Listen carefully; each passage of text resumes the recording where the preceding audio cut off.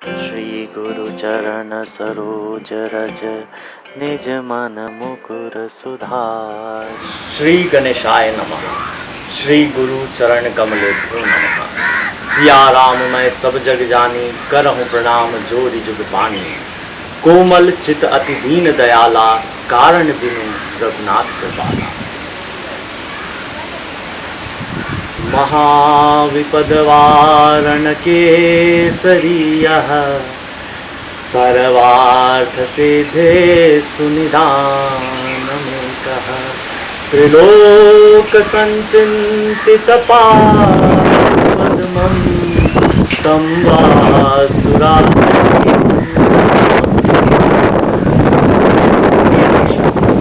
आज मैं आपसे जिस विषय में वार्तालाप करने वाला हूँ, बहुत ही एक अत्यंत विषय है। जिस तरीके से ज्योतिष यानी ग्रह व्यक्तियों के ऊपर प्रभाव डालते हैं, उसी तरीके से गृह यानी घर व्यक्तियों के ऊपर प्रभाव डालते हैं। ज्योतिष शास्त्र और वास्तु शास्त्र ये दोनों ही एक दूसरे के पूरक हैं, और इस पूर्ण तत्व को जानने के लिए हमें अपने गृह का निर्माण इस प्रकार कराना चाहिए जिस तरीके से शास्त्रों में बताया गया है। जो शास्त्रों ने हमको जिन चीज़ों को समझाया है। आप ये बात जानते होंगे, कई जगह आपने सुना होगा कि हमारे ग्रह कमज़ोर हैं और हम जीवन में तरक्की नहीं कर पा रहे, या जीवन में हमको वो ऊंचाइयां नहीं मिल पा रही जिनको हम पाना चाहते हैं। देखिए, इस संसार में दो तरीके के व्यक्ति जन्म लेते हैं। एक जो भाग्य के भरोसे चलते हैं और दूसरे जो पुरुषार्थ के भरोसे चलते हैं। भाग्य जिसका बली होता है, इसका अर्थ यह है कि उसने अपने पूर्व जन्मों में कई धार्मिक अनुष्ठानों को किया है, जिससे कि उसके भाग्य को बल मिला है और उसे स्वतः ही जीवन में ऊंचाइयां एवं उपलब्धियां, या हम आम भाषा में जिसे कहते हैं कि वह सफल हो गया, सफलता प्राप्त होती है। परंतु जो पुरुषार्थी होते हैं वह अपने भाग्य का निर्माण कर सकते हैं। कैसे? तो यदि मान लीजिए आपके ग्रह ठीक नहीं भी हैं और आप वास्तु से बने हुए घर में रहते हैं, तो आपको आपके जीवन में काफ़ी चीज़ों का लाभ मिलेगा जब आपके ग्रह खराब दशा में हो तब भी। इसीलिए हमेशा गृह निर्माण किसी वास्तुशास्त्री के दृष्टि में ला करके या उसको समक्ष रख करके ही करवाना उचित होता है। और यह भी मैं आपको एक बात बता दूं कि हर व्यक्ति वास्तु नहीं कर सकता, हर व्यक्ति ज्योतिष नहीं कर सकता या ज्योतिष नहीं बन सकता, हर व्यक्ति डॉक्टर, इंजीनियर या आप जिसे कहते हैं साइंटिस्ट नहीं बन सकता। उसी तरीके से हर व्यक्ति के कार्य उसके ज्ञान और उसके अनेक तत्वों पे आधारित रहते हैं। हमेशा किसी अच्छे वास्तुशास्त्री या किसी अच्छे ज्योतिषाचार्य से ही संपर्क करना चाहिए। ऐसा ना हो कि लोग किताबें पढ़ करके आते हैं और कई चीज़ें बताते हैं और बता के चले जाते हैं। ये हमेशा याद रखिएगा कि ये सारी चीज़ें पराविद्याओं से दृष्टित हैं, यह पराविद्याओं का क्षेत्र है और पराविद्या में किसी भी तरीके का छल कपट नहीं आता। यह हमेशा एक ज्ञान की धारा है जो बहती चली आ रही है। उसी ज्ञान की धारा से यदि आप किसी ऐसे व्यक्ति, आप संयोग हो आपका और आपसे मिले, तो आप उन्हीं से इन कार्यों को कराएं। किसी भी चीज़ को यह वीडियो सिर्फ अपने ज्ञान में तो अपनी जगह इस्तेमाल भी कर सकते हैं, जैसे इसका उपयोग भी कर सकते हैं, पर हमेशा एक अच्छे और ज्ञानी गुणी जनों की सहायता से ही इन कार्यों को किया जाना अच्छा माना जाएगा। अब मैं आपको वास्तु से परिचय देता हूँ कि वास्तु है क्या। वास्तु वस्तुओं को निर्धारित जगह पे रखने का ज्ञान है, और ये हमारी पारंपरिक सिविल इंजीनियरिंग आप इसको कह सकते हैं। यह पारंपरिक ज्ञान है अपने घर को बनाने का, और शिल्प विद्या है यह पारंपरिक शिल्प विद्या। पर इसका जन्म कैसे हुआ, यह कहाँ से आया, यह सभी के मन में ये सवाल होते हैं, यह प्रश्न होते हैं कि ये कैसे आया, कहाँ से आया। और मैंने जहाँ तक जाना है, लोग किताबें पढ़ लेते हैं पर लोगों को ये पता ही नहीं है कि वास्तु की उत्पत्ति कैसे हुई, वास्तु का महत्व क्या है। आज मैं आपके सामने वास्तु की उत्पत्ति को लेकर के प्रस्तुत हुआ हूँ। अगले कई वीडियोस में जब मैं आपके सामने प्रस्तुत होऊंगा तो मैं आपको वास्तु का एक विलक्षण स्वरूप आपके सामने प्रकट करूंगा कि वास्तु अपने आप में कितना बड़ा ज्ञान है। यह ज्ञान ऐसा नहीं कि आज आपने लिया और कल आप सीख गए, और कल आपने एक किताब पढ़ ली और परसों आप करने लग गए। यह ज्ञान आपके जीवन में सदियों की तपस्या से आता है। ज्ञान तपस्या से अर्जित किया जाता है, और तपस्या ही जीवन का मूल है। तभी आप किसी चीज़ को पाते हैं। जैसे एक उद्योगपति बहुत तप करता है, तब जाकर के उसका उद्योग सफल होता है और वह उद्योगपति कहलाता है। हर कोई उद्योगपति नहीं बन सकता, उसी तरीके से हर कोई वास्तुशास्त्री और ज्योतिषाचार्य भी नहीं बन सकता। पर अब मैं आपको वास्तु के बारे में बताता हूँ। वास्तु शास्त्र का उल्लेख मत्स्य पुराण में मिलता है। कैसे? आप सभी लोग जानते हैं कि भगवान शिव ने अंधक का वध किया। अंधक एक असुर था जिसका वध किया भगवान शिव ने। आशुतोष भगवान शंकर ने जब अंधक का वध कर दिया तो उस युद्ध में वो बहुत थक गए।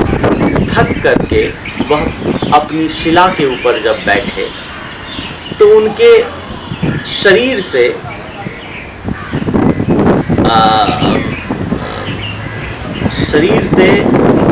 पसीना बहने लगा। उस पसीने की एक बूंद धरा पर गिरी। जब वह बूंद धरा पर गिरी तो उससे एक विशाल काय पुरुष की उत्पत्ति हुई, और वह बड़ा ही राक्षसीय स्वरूप लिए हुए प्रकट हुआ। और प्रकट होते ही अंधक दैत्य जिसका वध किया था भगवान शंकर ने, उसके शरीर से जो रक्त की धारा बह रही थी, उस रक्त की धारा का वह पान करने लगा। जब उस पुरुष ने उस रक्त की धारा का पान किया तब भी उसका उदर नहीं भरा। इस कारण वह बड़ा व्यथित हुआ और उसने भगवान शंकर से की प्रार्थना करके उनसे यह वरदान प्राप्त किया कि वह तीनों लोकों का भक्षण कर सके। और भगवान शंकर अवघड़दानी, परम कल्याणकारी आशुतोष, वो उसकी भक्ति से प्रसन्न हो गए। का पुण्य भी था। उन्होंने कहा तथास्तु, तुम जाओ और तीनों लोकों का भक्षण करो। जब वह ऐसा करने लगा तो तीनों लोकों में हाहाकार मच गया। वह भूलोक की ओर जब दौड़ा तब ब्रह्मा जी के पास सभी देवता गए और ब्रह्मा जी से यह प्रार्थना करने लगे कि प्रभु आप इसे बचाइए, हमारी रक्षा कीजिए, त्राहिमाम त्राहिमाम ऐसा कहने लगे। तब ब्रह्मा जी ने कहा, हे देवताओं, तुम इसे बाहर और अंदर से पकड़कर पूरे आयाम में व्याप्त कर दो। इस तरीके से सभी देवता, कुल 45 देवता इस कार्य में लगे।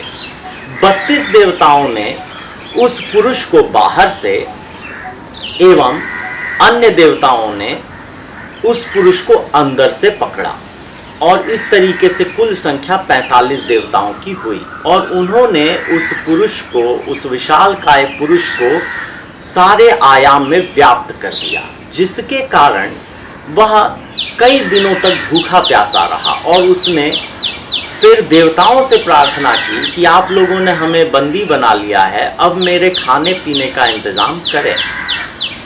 यह सोचकर सभी देवताओं ने कहा कि तुम अमुक अमुक महीने में इस तरीके से तुम्हारा सर और पैर घूमता रहेगा सारे आयाम में, और तुम इस तरीके से भक्षण करते रहना। और किस चीज़ का भक्षण करना? तो उन वनस्पतियों का, उन चीज़ों का भक्षण, उन वनस्पतियों का भक्षण करना जो कि इस आयाम में व्याप्त तो हुए हैं परंतु यथावत स्थिति से नहीं, प्रकृति के या वास्तु की स्थिति से नहीं हुए हैं। उन वनस्पतियों का, उन मनुष्यों का जो कि धर्म आचरण नहीं करते या जो भगवान में श्रद्धा नहीं रखते, भक्ति नहीं रखते, और जिनके कार्य भी अधर्म से पोषित हैं। इस तरीके से उस वास्तु पुरुष के खाने की व्यवस्था की गई, भोजन की व्यवस्था की गई। उस वास्तु पुरुष के जब भोजन की व्यवस्था की गई तब उस वास्तु पुरुष ने इसी प्रकार देवताओं से जो उसको आज्ञा प्राप्त हुई थी उसने अपना कार्य करना प्रारंभ कर दिया। और देवताओं ने उस पुरुष का नाम वास्तु पुरुष रखा, उस विशालकाय पुरुष का नाम वास्तु पुरुष रखा गया। वास्तु पुरुष सारे आयाम में व्याप्त रहते हैं सदैव, और हम मनुष्यों के कल्याण के लिए भी वो तत्पर रहते हैं। परंतु उनके आशीर्वाद को प्राप्त करने के लिए जब भी हम गृह निर्माण करें तो हम उनकी विधि अनुसार पूजा, उनको पूजा दें, जिससे कि वह हमें हमारे लिए शुभप्रद हो एवं कल्याणकारी हो। और शास्त्रों में दृष्ट शास्त्रों से लेकर के ही हम अपने गृह का निर्माण करें, शास्त्रोक्त विधि से या वास्तु की विधि से निर्माण करें तो हम अपने जीवन में सफलता को प्राप्त कर सकते हैं।